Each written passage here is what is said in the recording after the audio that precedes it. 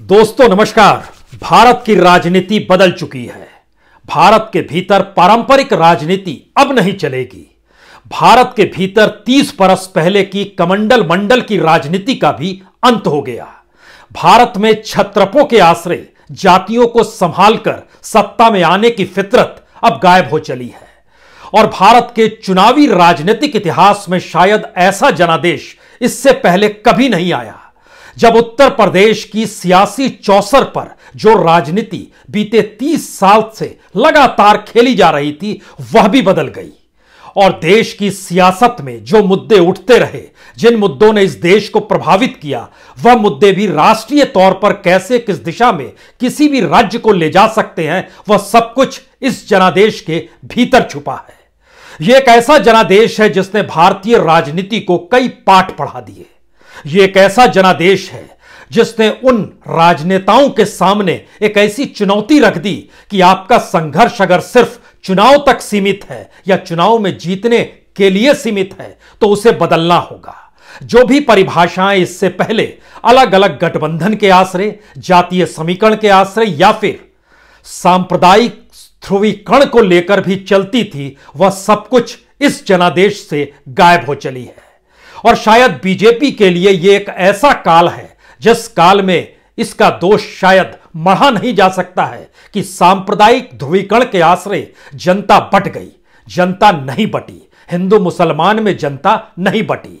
जातीय समीकरण के आश्रय नेताओं के पीछे उसके अपने जाति के लोग नहीं चले और इन सब के बीच सबसे बड़ा मॉडल योगी मॉडल, जो उत्तर प्रदेश में मुलायम का कद हो या मायावती का कद हो या फिर अखिलेश यादव हो या फिर कांशीराम की राजनीति हो, उस पे उनके मॉडल ने मट्ठा डाल दिया और उत्तर प्रदेश को अब आगे देखना है। उत्तर प्रदेश की सियासी जमीन पर अब कौन राजनीतिक दल कैसे पनप पाएगा, यह भी अपने आप में सवाल है।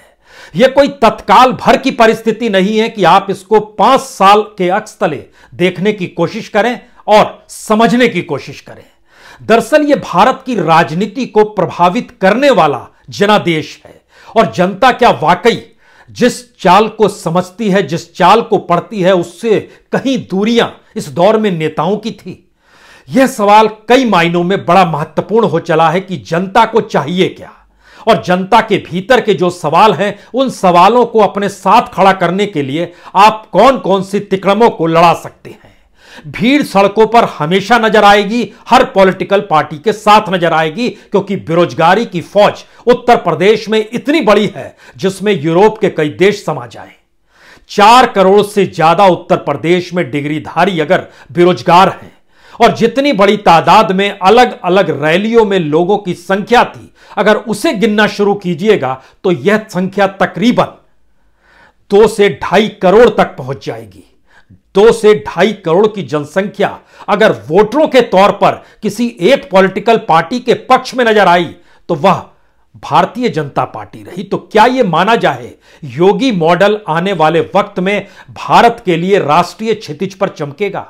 क्या यह माना जाए कि देश में मोदी हैं और उत्तर प्रदेश में योगी हैं और यह कॉकटेल किसी भी दूसरी पॉलिटिकल पार्टी को अब पनपने नहीं देगा? यानी बहुदलीय राजनीति को समेटे हुए भारत का लोकतंत्र और उसके भीतर का जनादेश क्या किसी बात की चुनौती इस देश में तमाम राजनीतिक दलों को और नेताओं को अब देने लगा है, या इस देश के भीतर में यह मान्यता अब गढ़ी जा रही है और मान्यता को गढ़ने के साथ जो भी हथियार अपनाए जा रहे हैं वह पूंजी के हथियार हैं, वह योजनाओं के हथियार हैं, वो प्रचार के हथियार हैं, वो संख्या बल के हथियार हैं, वो वैचारिक परिस्थितियों को चुनावी लेप लगाकर कैसे जीता जा सकता है, इसके लिए यह हथियार है। हमें लगता है आज जरा सिलसिलेवार तरीके से उत्तर प्रदेश को पहले परख लीजिए, लेकिन उससे पहले एक लाइन और समझ लीजिए। इस जनादेश के भीतर केजरीवाल भी छुपे हैं। केजरीवाल ने ना तो खुद को किसी जाति से जोड़ा और ना ही धर्म से जोड़ा, यानी ध्रुवीकरण राजनीति का हो, केजरीवाल ने इससे नहीं जोड़ा। और ध्यान दीजिए, पारंपरिक राजनीति का अगर अंत है तो नई राजनीति की यह शुरुआत भी है और पंजाब में जो सुनामी आम आदमी पार्टी की आई है उसने बीजेपी को एक संकेत तो दे दिए हैं कि आने वाले वक्त में विपक्ष के चेहरे के तौर पर केजरीवाल की राजनीति इस देश में हावी हो सकती है। आपको बचना है तो बच जाइए, अन्यथा अगर आप तमाम अंतर्विरोधों के बीच कभी आम आदमी पार्टी को खड़ा करेंगे, कभी ओवैसी को खड़ा करेंगे, कभी बीएसपी को हथियार बनाएंगे, कभी किसी दूसरी पॉलिटिकल पार्टी को साथ लेंगे, कभी शिवसेना आपसे छिटकेगी, कभी आपसे अकाली छिटकेंगे, कभी आपसे जनता दल यूनाइटेड दुखी हो जाएगी, इन सब चीजों से काम नहीं चलेगा। क्योंकि केजरीवाल का मैसेज जिस एजुकेशन और हेल्थ सेक्टर से जुड़ा है, भारत के भविष्य के लिए यह कितना जरूरी है, शायद पंजाब के लोगों ने जो कनाडा में रहते हैं और जो शायद अंतर्राष्ट्रीय तौर पर लगातार अपनी पहचान एक एनआरआई के तौर पर पंजाब में बनाते रहे, वह भी परिवर्तन चाह रहे थे। उत्तर प्रदेश के भीतर परिवर्तन की लहर इसलिए नहीं थी क्योंकि परिवर्तन के आश्रय कुछ नया चाहिए और पुराने को दोबारा लाकर दोबारा पुरानी परिस्थितियों में खुद को कोई फांसना नहीं चाहता है। इसलिए ध्यान दीजिए, उत्तराखंड में कौन हारा? उत्तराखंड में हरीश रावत हारे। पंजाब में कौन हारा? वहां पर एक लंबी फहरिस्त है तमाम क्षत्रपों की जिन्होंने राज किया है, वह भी चुनाव जीत नहीं पाए। और उत्तर प्रदेश के भीतर भी स्वामी प्रसाद मौर्य सरीखा शख्स भी चुनाव हार गया। यह मैसेज क्या है? और तो और उत्तर प्रदेश में जो किसानों का गढ़ है, वहां पर भी किसान आंदोलन का असर नहीं पड़ा। यह मैसेज क्या है?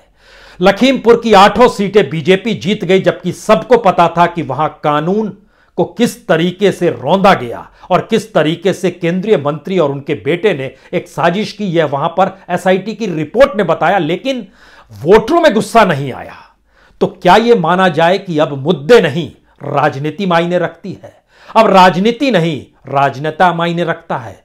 राजनेता भर नहीं बल्कि उसका चेहरा और उसके आश्रय उम्मीद और आस मायने रखती है। क्योंकि इन परिस्थितियों को परखने के साथ साथ 3 चीजों पे गौर कीजिए। जो इस वक्त में जितनी बड़ी तादाद में लोगों ने वोट डाले पार्टियों को, उसकी संख्या क्या है? दूसरी बड़ी बात, कितनी जीत मिली है? और तीसरी बड़ी बात, इन दोनों के साथ वह कौन सी परिस्थितियां हैं जिसने उत्तर प्रदेश के जनादेश में पारंपरिक राजनीति को दफन कर दिया, कांशीराम और मुलायम से लेकर मायावती और अखिलेश तक की राजनीति को ठंडे बस्ते में डाल दिया। सवाल यह भी उठेंगे, अब मुसलमान क्या करेगा? सवाल यह भी उठेंगे, अब यादव क्या करेगा? सवाल यह भी उठेंगे, अब जाटव ने अपने आप को अगर स्थानांतरित किया है या फिर मायावती ने वोट ट्रांसफर करवाया है, तो भी सियासी ककारा बहुत साफ तौर पर कहता है, इस जनादेश के मायनों को आप वोटरों के नजर से देखिए। उत्तर प्रदेश में तकरीबन 42% वोट, यानी पिछली बार की तुलना में 3% वोट का इजाफा बीजेपी के साथ जुड़ गया और यह संख्या 2,47,90,000, इतनी बड़ी तादाद में बीजेपी को वोट मिले हैं। 2,47,90,000। अखिलेश यादव को जो वोट मिले हैं वह 1,88,00,000 वोट मिले हैं।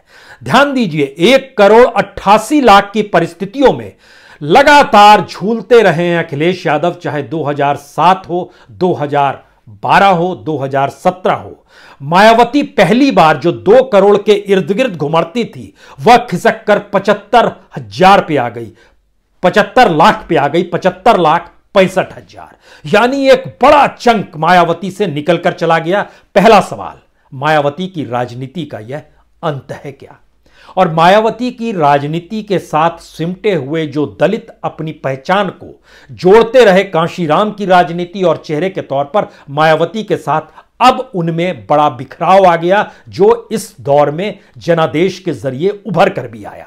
तो पहला अंत मायावती का। दूसरी बड़ी बात है, समाजवादी पार्टी ठिठक पड़ी है, उसी जगह पे खड़ी है, ना वो आगे बढ़ पाती है ना पीछे। हालांकि वोट बैंक में इजाफा है, 31.8% वोट बैंक है, लेकिन उसके बावजूद भी बहुमत से इतनी बड़ी दूरी है कि जितना मिला है उतना और चाहिए। आने वाले वक्त में यह कैसे संभव है, जबकि पहली बार जितने बड़े मुद्दे उत्तर प्रदेश की जमीन पर रेंग रहे थे और जो मदद अखिलेश यादव या समाजवादी पार्टी को आक्रोश के जरिए मिलनी चाहिए थी, वो क्या उनके पक्ष में उस रूप में नहीं गई जहां पर सत्ता परिवर्तन हो सके? क्योंकि ब्राह्मणों के सामने भी विकल्प नहीं था।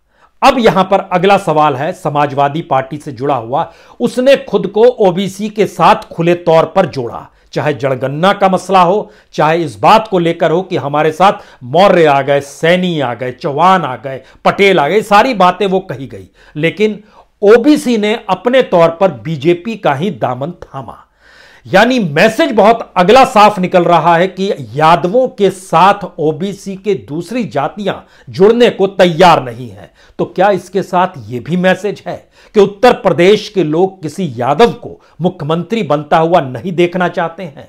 यह मैसेज शायद अखिलेश यादव के लिए सबसे चुनौतीपूर्ण है, क्योंकि जिस ठसक और जिस सियासी समझ के साथ वो बस में सफर कर रहे थे, उसमें कांटेक्ट जो हो रहा था वो सिर्फ उस समुदाय विशेष का हो रहा था जो अपनी पहचान और सत्ता पाने के लिए कुलबुला रहा है। वही भीड़ लगातार क्या नजर आ रही थी, यह भी एक सवाल है, अगर आप वोटरों के लिहाज से चीजों को समझ पा रहे हैं तो। क्योंकि ओबीसी अगर शिफ्ट हुआ है तो अगला सवाल ओबीसी का बीजेपी से जुड़ता है, लेकिन उससे ठीक पहले एक बात और समझिए, जो एमवाय की परिभाषा गढ़ी गई वो मुस्लिम और यादव की थी। बीजेपी ने अपने तौर पर इसे महिला और योजना के साथ जोड़ दिया। तो क्या यह एक प्रोग्रेसिव पॉलिटिक्स है? क्या यह आने वाले वक्त की पॉलिटिक्स है जिसमें जाति और धर्म मायने नहीं रखेगी? और आने वाले वक्त में पिछड़े तबके के भीतर से भी यह आवाज आएगी कि आप हमें पिछड़ा मत कहिए?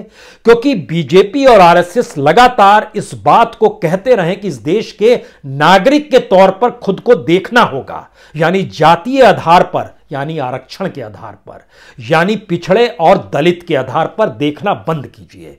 यानी जो पुरानी फिलॉसफी थी बीजेपी की अपने तौर पर, वो आने वाले वक्त में अब लागू होगी। यह मैसेज बहुत खुले तौर पर है। सवाल सबसे बड़ा यह था, क्या भारत की अपनी अर्थव्यवस्था, अपनी इकोनॉमी सबको संभाल पाने की परिस्थितियों के साथ चलने को तैयार है या नहीं है? यह सवाल इस दौर में भारत के इकोनॉमिक मॉडल को लेकर लगातार उठ रहा था और अर्थव्यवस्था को लेकर इसीलिए प्रधानमंत्री मोदी की नीतियां कटघरे में थी। लेकिन उसके दायरे में जब उत्तर प्रदेश की सियासत आती है तो मैसेज फिर निकलता है कि सियासी और राजनीतिक दायरे से आपको कुछ नहीं मिलेगा, सिवाय इसके कि एक दल विशेष को लाभ मिल जाएगा, एक दल विशेष से जुड़ी जातियों को लाभ मिल जाएगा और यह लाभार्थियों का शिफ्ट होना होगा। तो क्या बीजेपी ने जो लाभार्थियों की स्कीम थी उसमें अक्रॉस द जाति, अक्रॉस द धर्म देखा और शायद वह शिफ्ट होने लगा? क्योंकि जो उत्तर प्रदेश की गरीबी और मुफलिसी की स्थिति है, जो बेरोजगारी की स्थिति है, जो महंगाई से जूझते परिवारों की स्थिति है, जो हर घर परिवार, जो मिडिल क्लास की परिस्थिति है, उसमें क्या उनकी आंख का तारा अखिलेश नहीं बन पाएंगे? यह मैसेज इस चुनाव में खुले तौर पर उभर कर आ गया। तो विकल्प चाहिए। एक क्षण के लिए दोबारा केजरीवाल को याद कीजिए, क्योंकि केजरीवाल की एंट्री जिस लिहाज से पंजाब में हुई है और पंजाब में जिस तरीके से सब कोई हाशिए पर चले गए, ठीक वैसे ही जैसे दिल्ली में जीत हुई थी। तो इस मॉडल को लेकर चलते हुए अपने लिहाज से केजरीवाल ने स्थापित किया। प्रियंका गांधी जिस मॉडल को उत्तर प्रदेश में रख रही थी, उनके साथ जुड़ा हुआ था कि उनके शासित राज्यों में इस मॉडल को कांग्रेस ने क्यों नहीं अपनाया। वह उत्तर प्रदेश को बिल्कुल अलग थलग रख के चीजों को चल रही थी। शायद इसीलिए भीड़ नजर आ रही थी, वोट नजर नहीं आ रहा था। और कांग्रेस के हिस्से में जो वोट गए वो पिछली बार की तुलना में आधे से भी कम, यानी लगभग 60% वोट उनका खिसक गया। यह किसी भी नेशनल पॉलिटिकल पार्टी में इस तरीके से होगा यह कभी नहीं सोचा गया था। वह भी कांग्रेस के साथ जो कल तक लगभग 6.5% पे खड़ी थी, आज 2.5% से भी नीचे आ गई, 2.39%। यानी उत्तर प्रदेश के करोड़ों के वोटरों की तादाद में उनके हिस्से में सिर्फ 14 लाख वोटर आए, 14,14,000। यह भी एक अपने तरह पे बताता है कि योगी मॉडल काम क्या कर रहा था, क्योंकि हम योगी मॉडल पे भी अब धीरे धीरे आना चाहते हैं।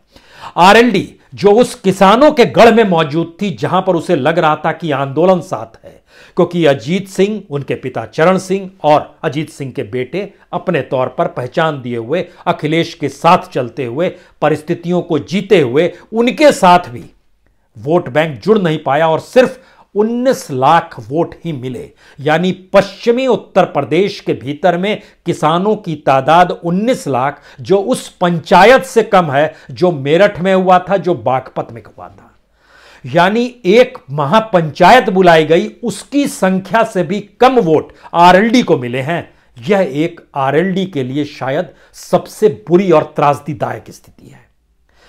इसका तीसरा मतलब निकलता है कि इस पूरे क्षेत्र में जो किसानों का क्षेत्र था, जहां गन्ना किसानों के सामने मुश्किल थी, अगर गन्ना किसान यह सोच भी रहा था कि आस और उम्मीद किससे लगाएं, तो उन्होंने पुरानी परिस्थितियों को खारिज किया। ना मायावती चली और ना ही अखिलेश चले, क्योंकि इस इलाके में मुस्लिम काम जो करता रहा, जो पारंपरिक और ऐतिहासिक परिस्थितियां हैं, जाट के घर पर काम करता रहा मिलों में, और अपने हुनर के साथ वो गुड़ भी निकालता था और अलग अलग जगहों पर काम भी करता था, लेकिन दंगों के बाद का छितराव इस दौर में भी जुड़ नहीं पाया। यह भी एक सच है। जुड़ने से नहीं मतलब यह बहुत साफ है कि जिस योगी मॉडल का हम जिक्र करना चाहते हैं, उसकी परीक्षा इस जनादेश के भीतर ही छुपी है, क्योंकि योगी मॉडल के साथ योगी की गवर्नेंस भी थी, योगी का पुलिस भी था, दिल्ली से दूरियां भी थी, अपने विधायकों से कहीं ना कहीं उनका आक्रोश भी था, जो साथ नहीं खड़े थे। क्योंकि इस परिस्थिति में अब योगी मॉडल की जीत का मतलब बहुत साफ है कि दो आवाजें हो सकता है अब आपको सुनाई दे कि दरअसल योगी जिस ठचक के साथ खुद को ठाकुर के तौर पर स्थापित किया, यह शायद उस परिस्थिति से आगे की परिकल्पना है जिसमें राजनाथ सिंह कहीं टिकते थे। ठाकुरों के नेता के तौर पर उत्तर प्रदेश में सियासत साधते हुए राजनाथ सिंह नजर आए, वहां पर वो ब्राह्मणों को भी साथ ले लेते थे।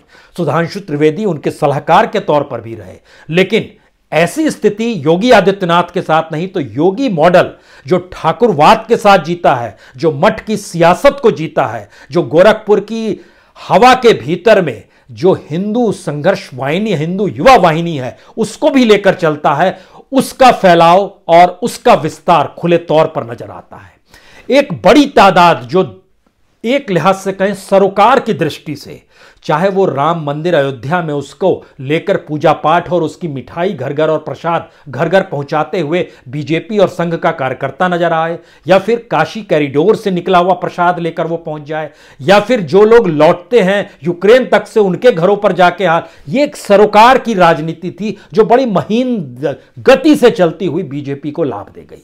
और एक बड़ी तादाद, एक बड़ी चकाचौंध प्रचार की परिस्थितियां, ये सब कुछ बीजेपी के साथ जुड़ी, इसमें कोई दो मत नहीं है। लेकिन यहां पर वोटरों का नजरिया फिर से तीन बातों को इंगित करता है।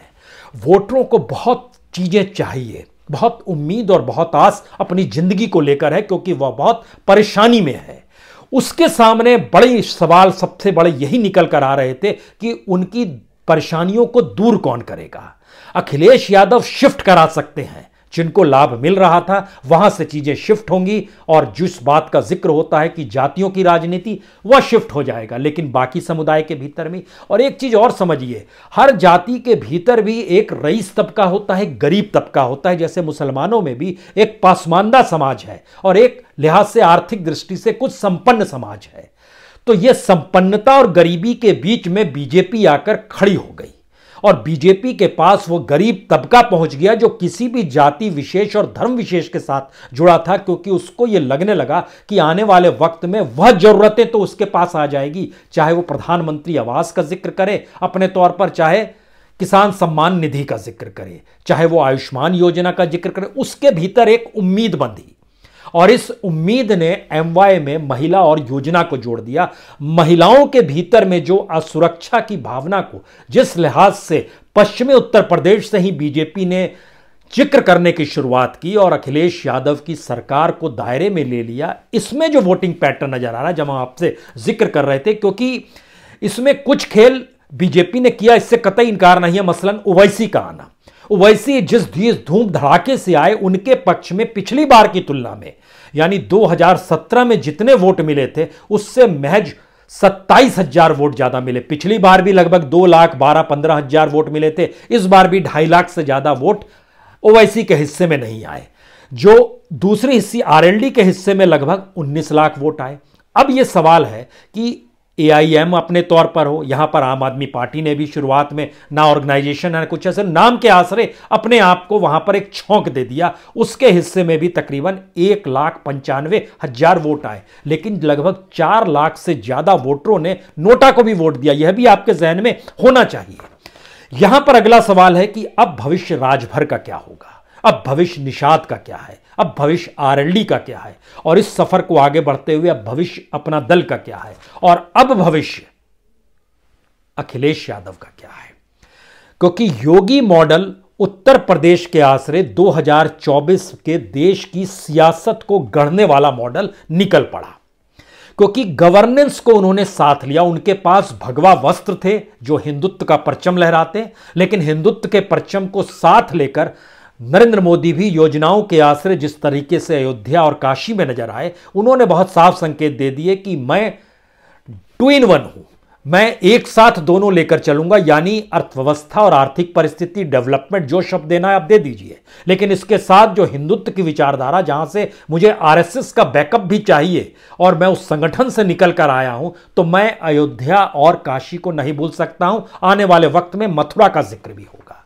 योगी आदित्यनाथ ने भी इस बात को समझा, इसलिए मठ से निकलकर वो चाहते रहे कि अयोध्या तक पहुंचे और अयोध्या से चुनाव लड़े, लेकिन इन परिस्थितियों में उनके सामने नरेंद्र मोदी खड़े थे। लेकिन ऐसे में उन्होंने उस गवर्नेंस को हाँकना शुरू किया, जो गवर्नेंस इससे पहले राजनीति से इतनी प्रभावित होती थी कि नौकरशाही और सियासत के बीच की लकीर मिट जाती थी। योगी आदित्यनाथ ने अपने भगवा सोच के साथ उसको अलग थलग भी किया और उसे इस लिहाज से हाँका जहां पर गवर्नेंस लोगों के जहन में बैठ जाए। क्योंकि याद कीजिए मायावती को, मायावती ने अपनी पहचान बिल्कुल गवर्नेंस और कानून व्यवस्था को लेकर दी थी।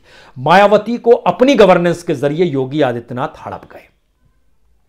जातीय समीकरण को नरेंद्र मोदी की अपनी पॉलिटिक्स जो ओबीसी के आसरे चली, वह अखिलेश यादव को हड़प गई। और योगी और मोदी का कॉकटेल आकर उत्तर प्रदेश की जब सियासी जमीन पर चलने लगा, तो उसके सामने वो सारे मुद्दे गायब हो गए जो बेरोजगारी से जुड़े थे, जो महंगाई से जुड़े थे, जो किसानी से जुड़े थे, जो किसानों को रौंदने वाली परिस्थिति से जुड़े थे, जो इनकाउंटर से जुड़े थे, जो भीड़ तंत्र से जुड़े थे। औपचारिक तौर पर कहा गया कि इसके पीछे राशन है, जिसके ऊपर तस्वीर मोदी और योगी की लगी हुई है। कहा गया इसके पीछे कल्याण योजनाएं हैं। यह भी जानकारी निकल कर आई कि दरअसल महिलाएं साथ में आकर खड़ी हो गई, क्योंकि वह जान रही थी कि किस तरीके से आने वाले वक्त में उनके साथ उनकी परिस्थितियां, जो उनके घर और दहलीज के जरा से बाहर निकलने तक ही होती है, उसमें उन्हें सहूलियत चाहिए। और इस दौर में जो जिक्र हो रहा था लगातार, यह सच है कि चाहे बिजली का सवाल हो, पानी का सवाल हो, अब के दौर में कोई भी सत्ता रहती वो इस रूप में काम करेगी ही, करना ही पड़ेगा, यह भी एक सवाल है। लेकिन जैसे ही आप पुराने पन्ने पलटते हैं, उस दौर की तकलीफें आपके जहन में तुरंत रेंगने लगती है। तो 3 मैसेज योगी मॉडल के जरिए निकलकर बहुत साफ तौर पर आ गए हैं। योगी मॉडल की सीमा सिर्फ उत्तर प्रदेश तक नहीं है, और उत्तर प्रदेश के भीतर में योगी मॉडल का मतलब अब उस नई राजनीति की शुरुआत होना है, जिस नई राजनीति की सोच किसी के पास नहीं है, सिवाय पंजाब की दिशा में गए केजरीवाल के अलावे किसी के पास नहीं है। दूसरा हिस्सा था जो मंडल और कमंडल से शुरुआत हुई थी उत्तर प्रदेश की राजनीति को साधने और सत्ता तक पहुंचने के और गठजोड़ कर सियासत करते हुए सत्ता बांधने की, उसका अंत हो गया। यानी अब जो दलित राजनीति थी, जो यादव और मुस्लिम राजनीति थी, जो ओबीसी की राजनीति थी, अब वो नहीं चलेगी। और इसके साथ एक तीसरा हिस्सा बड़ा महत्वपूर्ण जुड़ा हुआ है कि ओबीसी के भीतर से यह आवाज निकल सकती है कि हम अगर 2022 में जनादेश, क्योंकि 32 से 34% यादव माइनस ओबीसी अगर बीजेपी के साथ है, तो यह बहुत साफ तौर पर संदेश है कि बीजेपी के साथ ओबीसी मिला तो ही सत्ता बीजेपी को मिली, और 2024 के लिए ओबीसी की मांग बढ़ सकती है। वो अपना मुख्यमंत्री चाह सकता है, क्योंकि मौजूदा वक्त में योगी आदित्यनाथ की मौजूदगी है। इसका इंतजार कीजिए, इसका एनालिसिस हम लोग बाद में करेंगे कि ये आवाजें कैसे निकलेंगी, किस रूप में निकलेगी, इसको थोड़ी देर के लिए शांत कीजिए। लेकिन जो इसके आगे का जो मुद्दा था, जो योगी मॉडल का जिक्र था, क्योंकि अब योगी का अपना मंत्रिमंडल होगा। इससे पहले योगी का मंत्रिमंडल नहीं था, योगी एक गेस्ट अपीयरेंस में आए थे, आरएसएस का सपोर्ट था, और उसके बाद वो मुख्यमंत्री बने थे। लेकिन इस 5 साल के कालखंड में योगी आदित्यनाथ ने 3 बातों को खुले तौर पर दिखला दिया। नौकरशाही और पुलिस आपके साथ है तो आप बिना मंत्रिमंडल के भी सत्ता चला सकते हैं। दूसरी बात, अगर मंत्रिमंडल और विधायक भी आपका विरोध करने लगे और आप इस कन्विक्शन के साथ खड़े हों, जहां पर आपके साथ आपका भगवा होना और आपकी हिंदुत्व की थ्योरी और आपकी मठ की फिलॉसफी भी साथ है, तो भी सामने वाला आपको डिगा नहीं सकता। और तीसरी बात, जातीय समीकरण इस देश के भीतर में नहीं बल्कि उत्तर प्रदेश जिसके आश्रय देश भी धड़कता है, वहां पर आप अगर मंडल की राजनीति को अपने ठाकुरवाद की परिस्थितियों से धो डालते हैं और एक नई राजनीति को जन्म देते हैं, तो दोबारा से अब उन जातियों को सोचना होगा जो अभी तक अपने एक नेता के चेहरे के पीछे खड़े होकर राजनीति साधते हुए सत्ता की मलाई खाना चाहते थे। उन्हें भी बदलना होगा। और आखिरी सबसे बड़ी बात तो यही है कि क्या योगी का अपना मॉडल लखनऊ तक रुक जाएगा या वो दिल्ली तक आएगा? और बीजेपी और आरएसएस के भीतर जो कुछ सवाल अडवाणी के दौर में रेंगा करते थे कि किसी युवा को लाइए तब मोदी आगे बढ़ाए गए, तो क्या आने वाले वक्त में जब 2025 के बाद और 2024 से तो 100 बरस आरएसएस के जश्न की शुरुआत हो जाएगी, उसके बाद की परिस्थिति बीजेपी में जब डेवलप होनी शुरू होगी, तो क्या ये संदेश नए तरीके से निकलने लगेगा कि योगी मॉडल इस देश को अपने तरीके से ढाल सकता है? क्योंकि आरएसएस की भी योगी मॉडल की जरूरत है।